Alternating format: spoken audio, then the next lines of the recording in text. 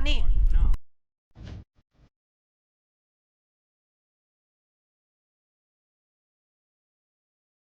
Aty ku natyra këndon simfoninë e saj të egër dhe të pastër, Vjosa rrjedh e lirë, si një ndër lumenjtë e fundit të egër të Evropës. Me një histori që ka përcen mijëvjeçarët, lugina e Vjosës është një nga ekosistemet më të rëndësishme dhe më të veçanta të Shqipërisë. Ajo zbret nga malet e Pindit në Greqi dhe përshkon rrugën e gjatë përmes Shqipërisë deri në Adriatik, dëshmitare e historive të lashta dhe e kulturave që kanë lullëzuar përgjatë briqeve të saj.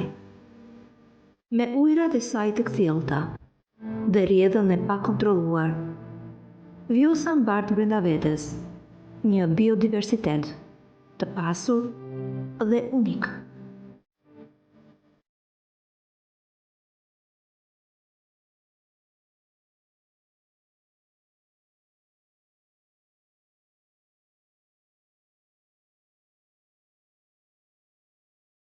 Të mbrojmë biodiversitetin e lartë që de facto ekziston në lumin Vjosa, ku deri më sot që nuk janë kryer të gjitha studimet e mundshme, njihen mbi 1050 lloje.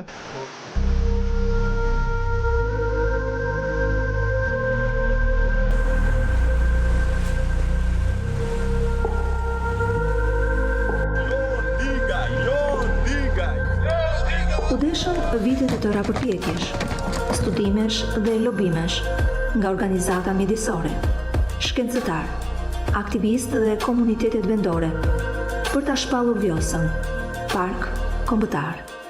Një fitore jo vetëm për natyrën, por edhe për të gjithë shqiptarët dhe për të ardhmen e fëmijëve të tyre.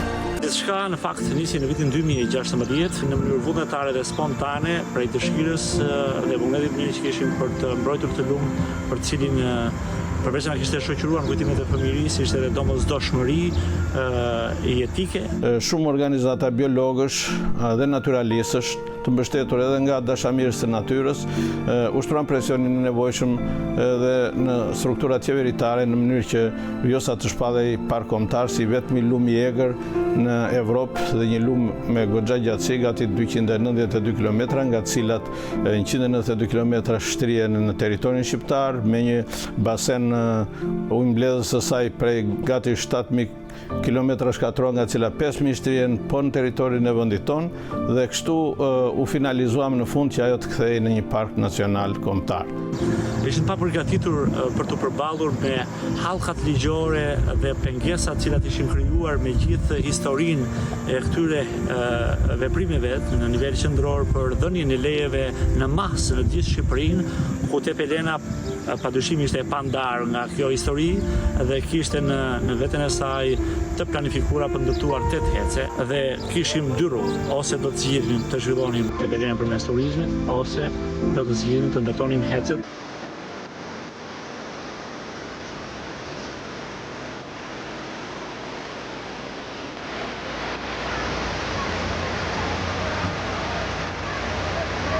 Me studimet e tyre të detajuara dhe të dhënat shkencore, akademikët kanë ofruar argumente të pakundërshtueshme për mbrojtjen e Vjosës. Konferencat shkencore, artikujt dhe raportet e shumta kanë ndihmuar në ndërgjegjësimin e publikut dhe politikbërësve për rëndësinë e ruajtjes së këtij lumi të egër. Ata kanë treguar se Vjosa nuk është vetëm një thesar kombëtar, por edhe një pasuri e pazëvendësueshme për të gjithë planetin.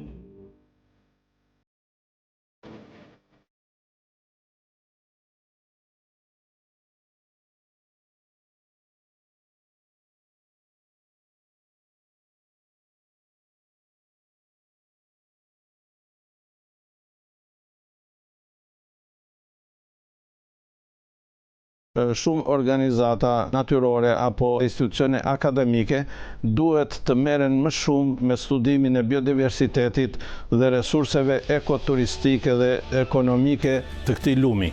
Në këtë këndvështrim na del detyrë që ashtu si dhe në konferencat që po organizohen, studimet lidhur me biodiversitetin që ekziston në basenin e lumit të Vjosës, lidhur me resurset ekonomike që mund të ketë kjo zonë, lidhur me vlerat ekoturistike të cilat po promovohen nga dita në ditë, të hartojnë politikat e gjera dhe afatgjata, por edhe njëkohësisht të vazhdoj më tej që këto kërkime të hedhin dritë ose të krijojnë atë që quhet një database i cili do të jetë shumë i nevojshëm për strukturat qeveritare, për ministritë e linjës, që ato mbi këto baza shkencore të dhënash të ndërtojnë politikat e tyre për një zhvillim të qëndrueshëm dhe afatgjat me vlera ekoturistike, ekonomike dhe ekologjike në gjithë pellgun ujëmbledhës të Vjosës, ku ka shumë pika të veçanta për zhvillimin e turizmit apo edhe të ekonomisë.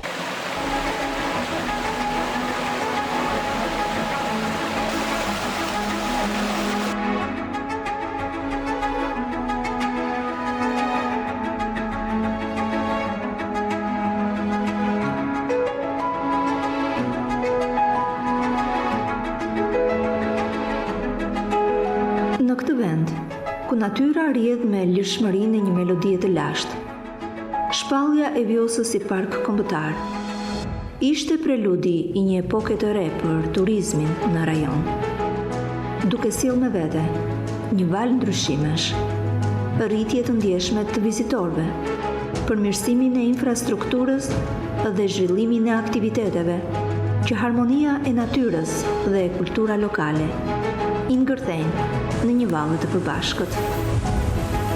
Rrjedha e Vjosës tani ndjek rrugët e reja, që janë ndërtuar për të mirëpritur këmbët e miliona udhëtarëve. Shtigjet për ecje, kampingjet e reja dhe zona pikniku janë bërë streh për ata që duan të përjetojnë natyrën e paprekur. My name is Thomas. It's the first time in Albania. Oh, wonderful country. Wonderful people and beautiful scenery. With the bicycle it's okay. It's wild, yes, but it's nature. And not so much people and wonderful.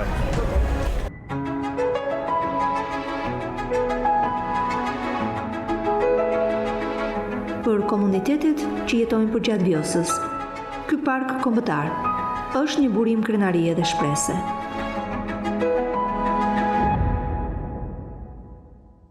Vjosa është zemra jonë. Vjosa është jeta jonë. Vjosa na ka rritur me të mirat e këqijat e saj. Na ka sjellë buzëqeshje, na ka sjellë atmosferë, na ka sjellë zhvillim. Për mua Vjosa është jetë. Që në kohët e lashta për zonën tonë, këtu jeton. Këtu ndjen atë kënaqësinë e natyrës, e nënës natyrës.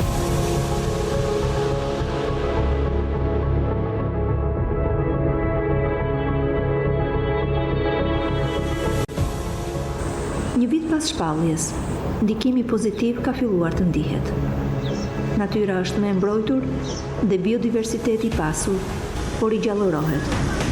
Turizmi i qëndrueshëm është rritur, duke sjellë përfitime ekonomike për banorët lokal, pa dëmtuar mjedisin.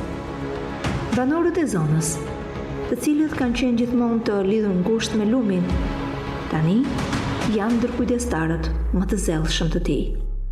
Ndoshta ne s'kemi fuqi për të ndryshuar gjërat e mëdha, por oborin e shtëpisë çdo kush mund ta ndryshojë. Sfida më e madhe në botë sot është mjedisi. Ndërgjegja për sa i përket mbrojtjes mjedisore nuk është një shkallë të lartë dhe për këtë ka gjithmonë vend për të punuar për mbrojtjen mjedisore. Shpallja e Vjosës park kombëtar në një farë mënyre vetë ligji e ka detyruar ose e ka distancuar keqbërësin, keqdashësin nga trupi i saj.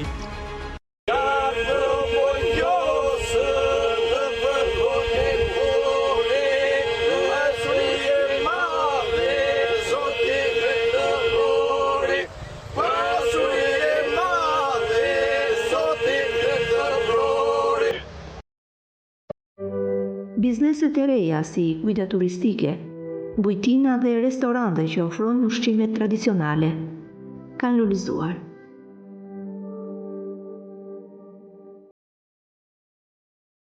Banorët kanë gjetur mundësi të reja për punësim dhe zhvillim ekonomik, duke përmirësuar cilësinë e jetës së tyre. Nxitja ime ishin vetë ata turistat, kërkonin dhallin, kërkonin gjizën, djathtin, dhe unë nxita nga kjo pjesë dhe hapa diçka të vogël këtu. Glikoja e përmetit, e pëlqejnë jashtë mase turistat. Mjalti, çerebeli, rigoni, që të gjitha janë produkte të zonës së Grykës së Këlqyrës. Shpallja e Vjosës, park kombëtar, është një diçka plus për neve. Turizmi këtu është zhvilluar akoma më shumë. Turistë vinë nga e gjithë bota. Për gjatë këtij viti ne kemi ndjerë jo pak po shumë. Ka filluar të marrë benefitet e Vjosës duke u shpallur park kombëtar. Presin turista dhe e shikojmë një perspektivë jo pak po shumë më mirë. Kam diku të rreth 22 vite në emigrim, dhe tani kam rreth 1 vit që jam kthyer në tapelet në vendin tim. Kam qenë në Oxford në Angli në shkollë, po gjithsesi pas gjithë këtyre viteve që kam kaluar nuk e gjeta veten.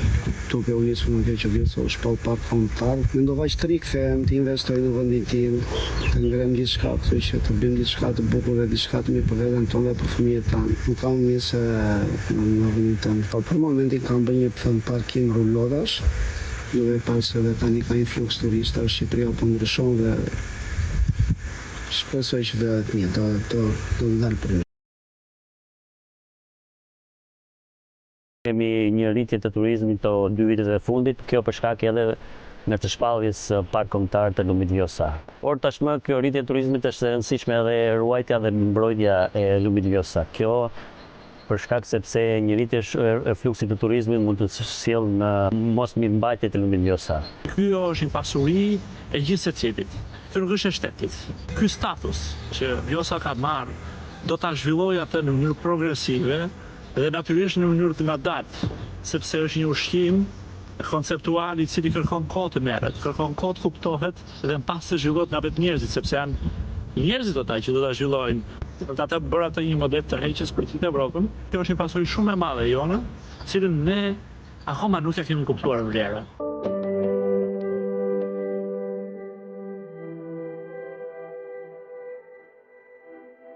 Si një legjend që vazhdon të shkruhet. Vjosa na mëson se natyra dhe njeriu mund të bashkëjetojnë në harmoni të përjetshme.